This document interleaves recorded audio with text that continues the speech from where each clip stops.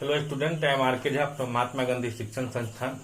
आज हम class 9th के लिए केमिस्ट्री का पहला चैप्टर है मैटर इन आवर सराउंडिंग्स। आज हम इस वीडियो में इस चैप्टर के इन टेक्स्ट क्वेश्चंस को थोड़ा सा मैं क्लियर करता हूं। देखिए, जिसमें पहला क्वेश्चन दिया है कि chair, air, love, smell, hate, almond, thought, cold drink and smell of perfume, इसमें से कौन मैटर है। इसमें हम लोग मैटर का डिफिनेशन समझे हैं कि दुनिया का कोई भी चीज जो स्पेस ऑक्युपाई करता है और जिसका कुछ ना कुछ मास होता है वो मैटर कहलाता है। तो चेयर, देखिए, चेयर का कुछ ना कुछ मास होता है, वो स्पेस को ऑक्युपाई करता है, इसलिए चेयर भी क्या एक मैटर होगा। एयर एक गैस हो गया, उसका भी कुछ ना कुछ मास होता है, वो भी स्पेस को फिल करता है, स्पेस को ऑक्युपाई करता है, इसीलिए एयर भी क्या एक मैटर हुआ। बट लव कोई मैटर नहीं है, बस एक सेंसेशन है ब्रेन का। अब स्मेल और स्मेल ऑफ परफ्यूम है, तो स्मेल जो हम कोई चीज का स्मेलिंग सुनते हैं उसमें कोई ऐसा वोलाटाइल सब्सटेंस होता है जो हमारे एटमॉस्फेयर में मिक्स हो जाता है। और जब हम इनहेल करते हैं तो वो जो वोलाटाइल सब्सटेंस जो एयर में मिक्स हो गया वो भी हम डिटेक्ट कर लेते हैं, इसीलिए स्मेल जो होगा परफ्यूम का वो भी क्या एक मैटर होगा। फिर कोल्ड ड्रिंक, तो आप पीते हो, कोल्ड ड्रिंक बोतल में रखा रहता है, वो उसका भी कुछ ना कुछ वॉल्यूम होता है, कुछ ना कुछ मास होगा, वो भी एक स्पेस को फिल करता है, इसीलिए कोल्ड ड्रिंक भी क्या एक मैटर है। बट कोल्ड, हेट, थॉट, ये सब एक फीलिंग है, सेंसेशन है, जिसका कोई स्पेस ऑक्युपाइंग कैपेसिटी नहीं होता, बस एक फीलिंग है, इसीलिए ये सब एक मैटर में नहीं आएगा। लेकिन अगर हम आलमंड की बात करेंगे तो आलमंड तो एक ड्राई फ्रूट है, उसका भी कुछ ना कुछ मास होता है, वो भी स्पेस को ऑक्युपाई करता है, इसलिए आलमंड भी क्या एक मैटर होगा। ठीक है, तो ये समझ में आ गया कि इसमें से कौन कौन सब्सटेंस मैटर होगा। दूसरा क्वेश्चन है कि हॉट सीजलिंग फूड का जो स्मेल होता है वो हम जब दूर ही रखते हैं तो हॉट सीजलिंग फूड का स्मेल मेरे पास पहुंच जाता है। मतलब जैसे मेरे पड़ोस में अगर कोई अच्छा खाना पक रहा है तो हम अपने घर में ही बैठे बैठे समझ जाते हैं कि मेरे पड़ोसी के यहाँ कोई अच्छा डिश पक रहा है। हम कैसे समझ जाते हैं? तो देखिए, जब कोल्ड फूड होता है तो कोल्ड फूड में जो इंटरमोलिकुलर स्पेस होता है वो कम रहता है। ठीक है, तो उसका जो ब्राउनियन मोशन होता है मैटर का वो कम रहता है, उतना रैपिडली वो मूव नहीं करता है। लेकिन जैसे ही वो हॉट सीजलिंग हो जाता है, मतलब गर्म खाना हो गया, तो गर्म होने के बाद क्या होता है वो एक्सपेंड कर जाता है, मतलब उसका स्पेस क्या हुआ बढ़ गया। स्पेस बढ़ने के बाद उसका ब्राउनियन मोशन क्या ज्यादा रैपिड हो जाता है, स्पीड उसका इंक्रीज कर जाता है, इसलिए उसमें काइनेटिक एनर्जी क्या ज्यादा हो जाता है, इसीलिए उसका स्मेल हम दूर से ही क्या डिटेक्ट कर लेते हैं। क्लियर?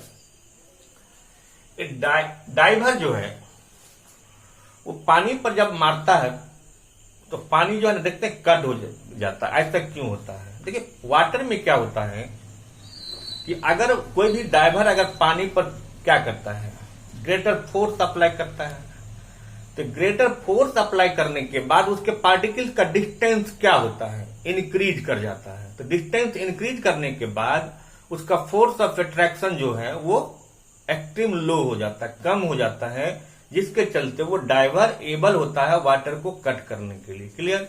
फिर है कैरेक्टरिस्टिक्स ऑफ मैटर। मैटर का क्या क्या कैरेक्टरिस्टिक्स है, तो इसमें आप समझे हैं कि किसी भी मैटर में क्या सब होता है।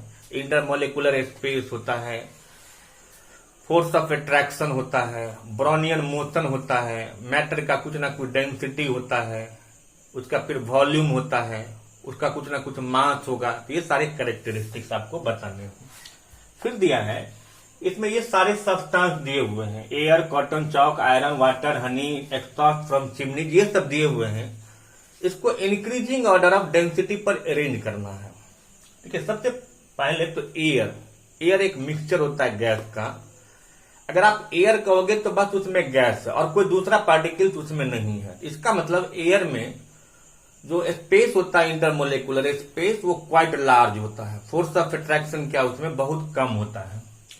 एक्सॉस्ट फ्रॉम चिमनी, कि चिमनी में से जो धुआं निकलता है तो उसमें से कुछ कार्बन के अनबर्न्ड पार्ट जिसको हम सूट करते हैं, तो वो सूट भी क्या होता है, एयर में मिक्स हो जाता है। इसका मतलब एयर का डेंसिटी क्या हुआ, बढ़ गया। इसीलिए एक्सॉस्ट जो होगा चिमनीज का, इसका डेंसिटी एयर से क्या ज्यादा होता है।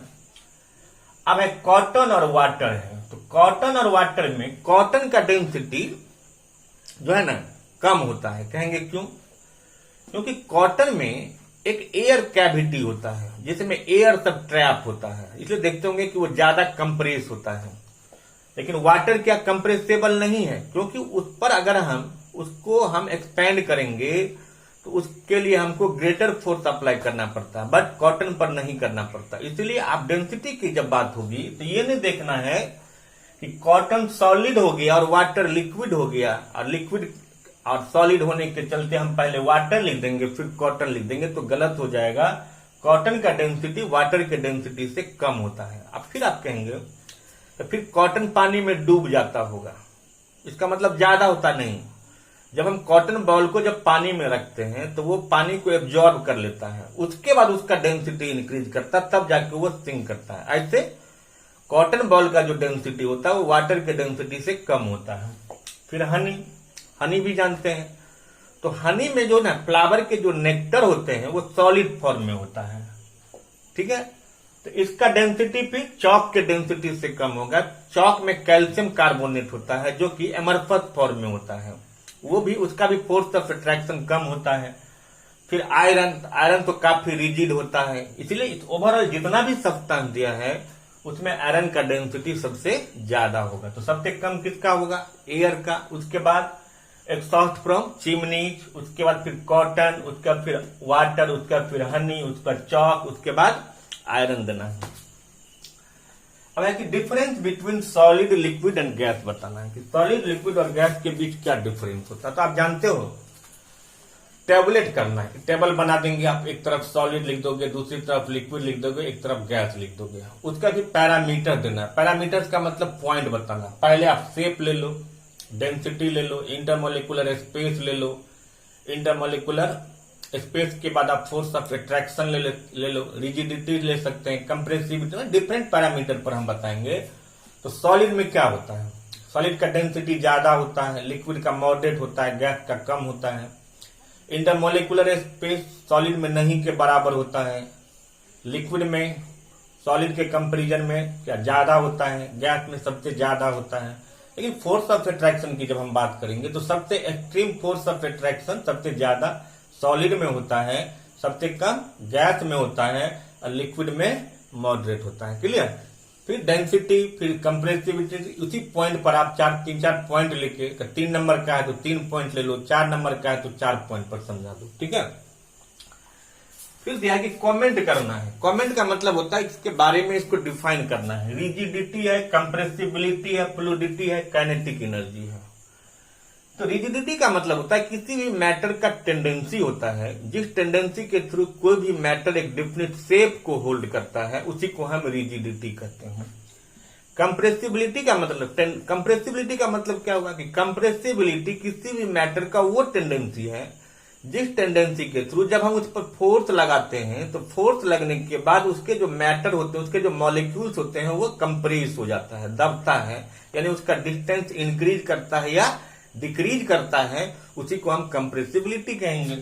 फिर फ्लूइडिटी का मतलब हुआ कि किसी भी मैटर का टेंडेंसी होता है जिस टेंडेंसी के थ्रू कोई भी मैटर फ्लो करता है, यानी फ्लो करने का जो टेंडेंसी होता है उसको हम फ्लूइडिटी कहते हैं। और फ्लूइडिटी टेंडेंसी जो है वो लिक्विड में या गैस में होता है, ठीक है, जिसको हम फ्लूइड में कहेंगे। फ्लूइड दोनों चीज के लिए आता है, लिक्विड के लिए भी आता है और गैस के लिए भी आता है। काइनेटिक एनर्जी, तो काइनेटिक एनर्जी का वो फॉर्म है जिस फॉर्म में कोई भी एनर्जी जो है प्रोसेस करता है बाय मोशन, जिसमें जितना ज्यादा ब्राउनियन मोशन होगा उसका काइनेटिक एनर्जी उतना ज्यादा है, जिसमें जितना कम होगा उसका काइनेटिक एनर्जी उतना कम होता है, ठीक है। उसका फिर हम लोग अब देखेंगे और कुछ क्वेश्चन जैसे दिए हैं कि अब जैसे मैं अब बुक से बता रहा हूं कि एक गैस है, तो गैस को हम जिस वेसल में रखते हैं उस वेसल को वो कंप्लीटली फिल क्यों कर देता है। अगला क्वेश्चन है तो आप भी जानते हो कि गैस का डिफिनिट शेप साइज नहीं होता, क्योंकि उसके इंटरमोलिकुलर स्पेस क्या बहुत ज्यादा होता है, फोर्स ऑफ अट्रैक्शन क्या कम होता है, उसका डेंसिटी क्या बहुत कम होता है। इसीलिए जब स्पेस ज्यादा है तो गैस के जो पार्टिकल्स होते हैं उसमें ब्राउनियन मोशन ज्यादा होता है, मतलब वो कंटिन्यूअसली क्या मूव करता रहता है, जिसके चलते गैस को आप जिस बर्तन में रखते हो उसी बर्तन के शेप का हो जाता है। फिर दिया है कि गैस जो है वो किसी भी कंटेनर के वाल पर जो है ना प्रेशर क्यों एग्जर्ट करता है, ये क्वेश्चन दिया हुआ है। तो क्या होता है ना कि गैस में इंटरमोलिकुलर स्पेस क्या होता है, ज्यादा होता है, फोर्स ऑफ अट्रैक्शन कम होता है, ब्राउनियन मोशन ज्यादा रहता है। तो ज्यादा ब्राउनियन मोशन होने के चलते उसके गैस के जो पार्टिकल्स होते हैं वो एक दूसरे से कोलाइड करता रहता है, मतलब उसमें कॉलिजन होता रहता है।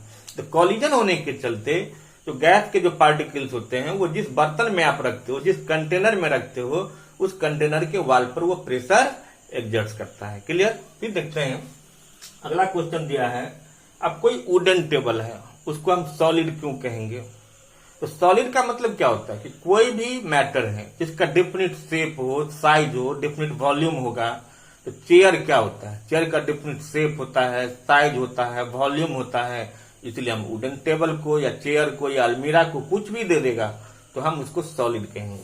फिर अगला क्वेश्चन दिया है, we can easily move our hand in air but to do the same through a solid block of wood we need karate expert. अगर मान लीजिए हम एयर में अपना हाथ तो इजिली हिला लेते हैं, अब ईंटा का अगर एक लेयर दे दे उसको ऊपर मारना है तो आपसे नहीं होगा, बट कराटे एक्सपर्ट जो होता है वो ऐसा कर लेता है, क्योंकि कि कराटे एक्सपर्ट्स के जो है ना वो इतना प्रैक्टिस किया रहता है कि वो ग्रेटर फोर्स अप्लाई कर देता है। तो ग्रेटर फोर्स अप्लाई करने के चलते उसके पार्टिकल्स क्या होते हैं, इंक्रीज हो जाता है। ठीक है, तो इंक्रीज होने के चलते हम ये कह सकते हैं कि कराटे एक्सपर्ट जो है ना वो उसको कंप्रेस कर देता है, क्योंकि वो उतना ग्रेटर फोर्स लगा देता है। लेकिन हम आप उतना ग्रेटर फोर्स मतलब कंप्रेसिबिलिटी टेंडेंसी तो होगा, बट उसको कंप्रेस होने के लिए जितना ग्रेटर फोर्स चाहिए उतना हमसे आपसे नहीं लग पाता है, बट कराटे एक्सपर्ट उतना ग्रेटर फोर्स अप्लाई कर देता है, इसीलिए ऐसा होता है। क्लियर। चलिए अब है अगला क्वेश्चन कि liquid generally have lower density as compare to solid but you must have observe that ice float on water. अब जैसे कह रहा है कि लिक्विड का जो डेंसिटी होता है वो सॉलिड के कंपैरिजन में कम होता है, तो फिर आइस वाटर पर फ्लोट करता है। ठीक है, बड़ा पिकुलियर क्वेश्चन है कि आइस जो है वो वाटर का ही एक क्या सॉलिड फॉर्म है, लेकिन होता क्या है कि जब हम वाटर को फ्रीज करते हैं तो फ्रीज करने के बाद तो वो जब सॉलिड फॉर्म में कन्वर्ट होता है तो एक केज लाइक स्ट्रक्चर पिंजरा की तरह बन जाता है, जिसके चलते उसका वॉल्यूम क्या होता है, फ्रीज जब करता है तो उसका वॉल्यूम इंक्रीज करता है। वॉल्यूम इंक्रीज करने के चलते वो केज लाइक स्ट्रक्चर में बन जाता है, जिसके चलते उसका डेंसिटी ओवरऑल वाटर के डेंसिटी से कम हो जाता है। और जब किसी भी मैटर का डेंसिटी वाटर के डेंसिटी से कम होगा तो उसका टेंडेंसी होता है वो वाटर पर फ्लोट करेगा। इसीलिए आइस वाटर का फॉर्म है, सॉलिड फॉर्म। तो कारण क्या है कि डेंसिटी उसका उस फॉर्म से कम है। क्यों हो गया समझ गए, क्योंकि वो केज लाइक उसका वॉल्यूम क्या हो गया जमने के बाद इंक्रीज कर गया, केज लाइक स्ट्रक्चर की तरह बन गया, इसलिए उसका डेंसिटी उसके कंपैरिजन में वाटर के डेंसिटी में कम हो गया, इसीलिए वो फ्लोट करता है। क्लियर। अब देखिए नेक्स्ट क्वेश्चन फिर दिया है कि केल्विन है 300 केल्विन है 573 केल्विन है, उसको सेल्सियस स्केल में चेंज करना है। तो केल्विन को सेल्सियस स्केल में चेंज करने के लिए उसमें से 273 माइनस कर दो। जैसे 300 केल्विन है उसमें से 273 माइनस कर देंगे, जो रिमेनिंग बचेगा उतना डिग्री सेल्सियस हो गया। 573 है उसमें से 273 आप माइनस कर दो, जो रिमेनिंग बचेगा वो उतना उसका सेल्सियस स्केल हो जाएगा। क्लियर।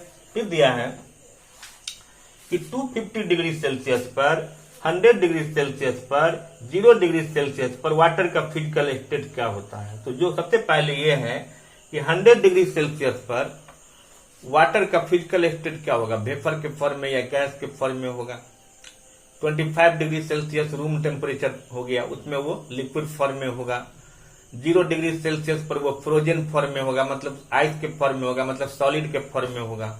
250 डिग्री सेल्सियस होगा तो वहां पर वो स्टीम हो जाएगा, क्योंकि उसका लेटेंट हीट ऑफ वेपोराइजेशन बहुत ज्यादा है, इसीलिए हो गया। क्लियर। अब चलते हैं, फिर दिया है कि जब हम किसी भी सब्सटेंस को चेंज करते हैं एक स्टेट से दूसरे स्टेट में, तो उसका टेम्परेचर कांस्टेंट क्यों होता है। देखिए, जब किसी भी मैटर का इंटर कन्वर्सन होता है, कि मतलब कोई भी मैटर एक फॉर्म से दूसरे फॉर्म में जब कन्वर्ट होता है, इंटर कन्वर्ट होता है, तो उसमें हम जितना उसको टेम्परेचर दे रहे हैं, मतलब हीट एनर्जी सप्लाई कर रहे हैं, वो हीट एनर्जी यूज हो जाता है क्या चीज में, उसी हीट एनर्जी के थ्रू वो अपना स्टेट चेंज कर लेता है। अगर हीट एनर्जी नहीं देंगे तो स्टेट चेंज नहीं होगा। तो हम जितना टेम्परेचर उसको प्रोवाइड कर रहे हैं, उसी टेम्परेचर के थ्रू वो अपना स्टेट चेंज करता है। इसलिए वो टेम्परेचर क्या कर सकते हैं हम इनडायरेक्टली, कि वो यूज कर लिया, इसलिए उसका टेम्परेचर इंक्रीज नहीं कर पाता, वो कांस्टेंट बना रह जाता है। क्लियर। फिर आए क्वेश्चन दिया है अगला कि suggest method to liquify atmospheric gas, कि किसी भी एटमॉस्फेरिक गैस को आप कैसे लिक्विफाइड करेंगे। तो जब हम किसी भी मैटर के, किसी भी सब्सटेंस के मैटर के बीच का जब डिस्टेंस को क्या इंक्रीज करेंगे या डिक्रीज करेंगे, तो उस केस में वो लिक्विडिफाइड हो जाएगा। लेकिन इसमें अब कैसे ये होगा, तो मेन हम ये कहेंगे कि उसको करने के लिए उसको हम कूलिंग करेंगे। तो कूलिंग करने से उसमें मेनली ये होगा कि जब आप उसके डिस्टेंस को डिक्रीज करोगे तो नहीं हो पाएगा, लेकिन जब इंक्रीज करोगे, कूलिंग जब उसको हम मतलब कूल कर रहे हैं, तो कूल करने के बाद वो डिस्टेंस क्या इंक्रीज करेगा, इंक्रीज करने के बाद वो लिक्विड के फॉर्म, मतलब उसका कंडेंसेशन हो जाएगा, जिसके चलते वो लिक्विड फॉर्म में कन्वर्ट हो जाएगा। फिर दिया है कि why does a desert cooler cool better on a hot dry day. अब हॉट ड्राई डे जो होता है उस दिन ह्यूमिडिटी कम होता है और टेम्परेचर क्या ज्यादा होता है, और हम जानते हैं कि रेट ऑफ इवेपोरेशन जो होता है वो टेम्परेचर का डायरेक्टली प्रोपोर्शनल होता है और ह्यूमिडिटी का इनवर्सली प्रोपोर्शनल होता है।